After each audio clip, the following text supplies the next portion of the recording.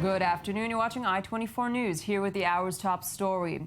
Britain summons Russia's ambassador following a UK report that points to the probable involvement of Russian President Vladimir Putin in the poisoning of former KGB agent Alexander Litvinenko.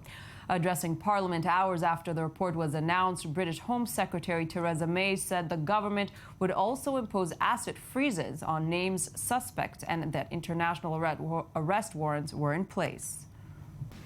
The government takes these findings extremely seriously, as I am sure does every member of this House.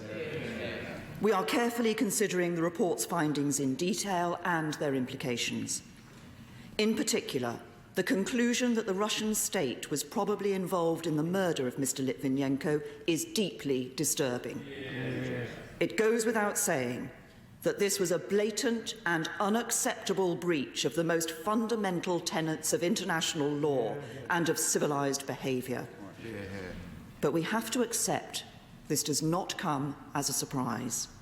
We're making senior representations to the Russian government in Moscow, and at the same time we'll be summoning the Russian ambassador in London to the Foreign Office, where we will express our profound displeasure at Russia's failure to cooperate and provide satisfactory answers.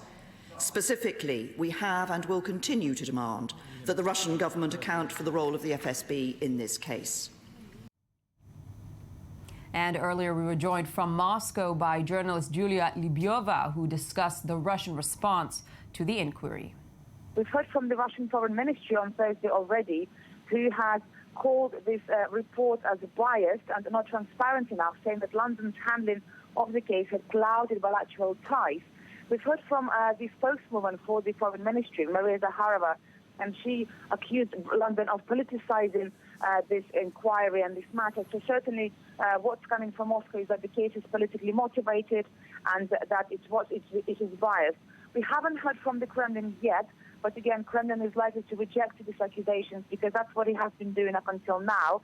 It has rejected any involvement as politically motivated again. And also, the Kremlin already said that Moscow has said that it will refuse to extradite two suspects in this case